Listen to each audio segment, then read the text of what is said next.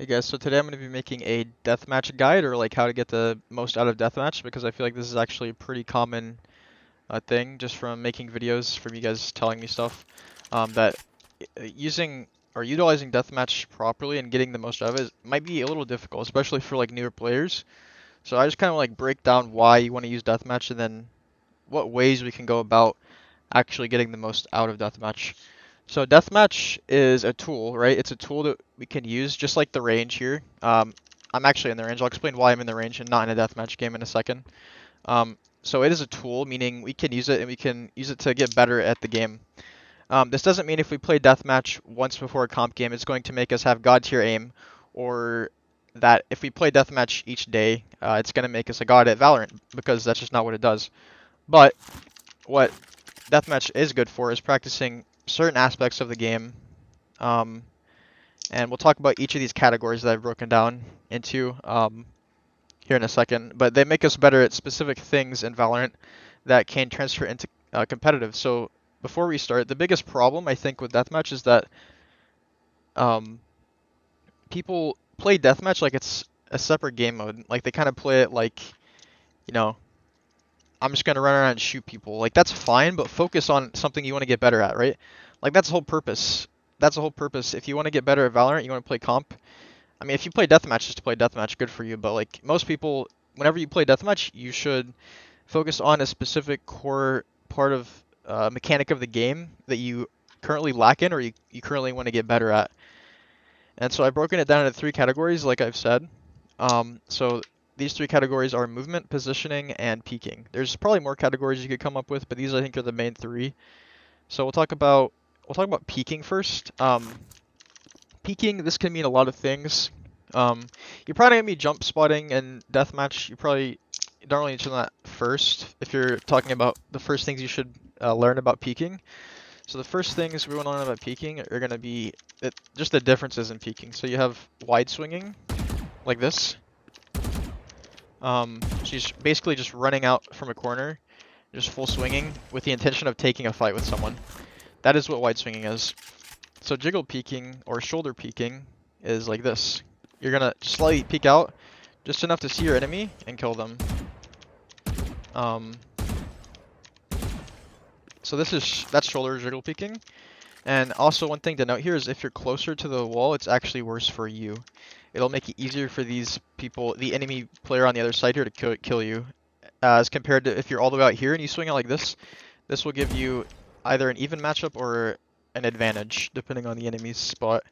So, so that's peeking. There's other ways you can peek, like if you're playing with sheriff or I don't know, an op. Like you might peek slightly differently. There are other ways you can just peek on specific maps, which is another thing of deathmatch is what map you're playing on, but I'll talk about that at the end. So I'll go ahead and go to the next category, which is positioning. So positioning, again, it will matter about what weapon you're using, it'll matter what map you're on, but positioning in general, you should position yourself, depending on your role as well, I suppose in a comp game, you should position yourself uh, in like a favorable spot to take a fight, but not necessarily like an over-aggressive spot. So for deathmatch, you can practice this and you can learn it very quickly because whenever you're in a bad spot, you're going to be getting shot from multiple angles. And once you realize you're getting shot from multiple angles, you'll begin to get very good at like minimizing the amount of people that you're exposed to just one. And sometimes in deathmatch, you're just going to get ran down from multiple angles and there's nothing you can do, which will actually happen less in a comp game just because there's less people. But if you can get good at taking fights with just one person and, you know, actually win those one-on-one fights, then this is like half the battle with Valorant, because if you can take one-on-ones and you know where people are coming from, you can hear them, or you just guess, you have good game sense where they're coming from, this is like a very, you're going to improve very quickly if you can improve these things. So other things that might have to do with positioning, I don't know, you can think about your abilities, like obviously deathmatch you can't use abilities, but in a comp game you can. So that's one thing to think about. Position depending on your gun. If you're using a shorty, which you're probably not going to be using in deathmatch, but I don't know. If you're using like the Marshall, you probably want to position yourself a little differently than if you're using like a Vandal, because it's just a different gun. So Yeah, so the next category we're gonna talk about is movement. So there's a few different ways of moving in Valorant. You can shift walk, you can full run, and you can do either of these with a weapon out. Although if you're shift walking at any point in time, you might as well just have your gun out because you're gonna be walking the same speed with your knife or with your gun. So that is one thing. There are lots of aspects to moving though. Like jumping, you can jump peek. I would consider that um, is probably a favorite way to jump peek, just because you basically go in like a U, like this, but whenever you jump, and then if there's an opper over here or something, you'll bait their shot and they won't be able to hit you most likely. They'll just be baited by like the very edge of your hitbox.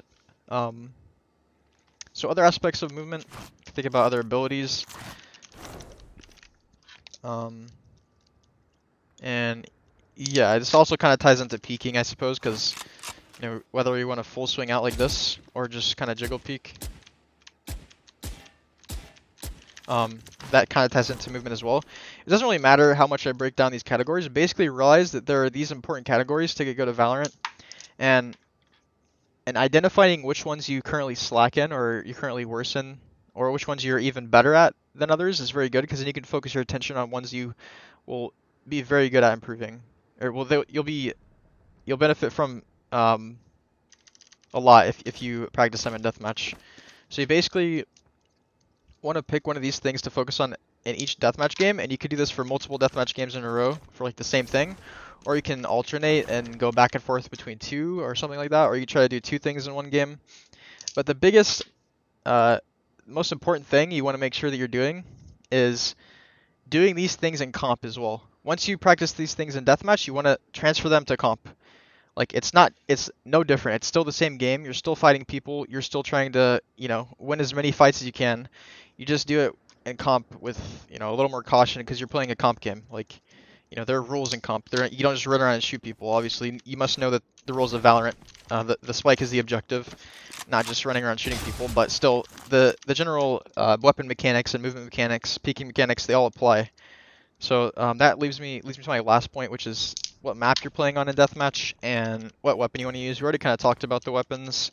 The maps, you can just think about like the different angles. The reason deathmatch is useful for different maps is because you'll learn the different angles that the certain maps are like have unique. So like that's not a really good way to word it, but for example, split. Whenever you're playing split, you'll learn very quickly where to place your crosshair when you're running around because you'll get killed from areas you might not have expected before, and this is the same on like any map for deathmatch. So just try to pay attention to where you're getting killed from that you're not really expecting, and then just begin to like look there and place your crosshair there with your gun out. And then in comp, of course, you should expect them to be there as well. So that is why different maps are useful. So yeah, I do hope you guys found this useful. I'm sorry I just sat in the range. I don't know if I should have some background gameplay on or something, but I think it's useful for kind of showing like, some of that jiggle peeking, some of the movement type things. But yeah, let me know if this is useful. You guys have a good day.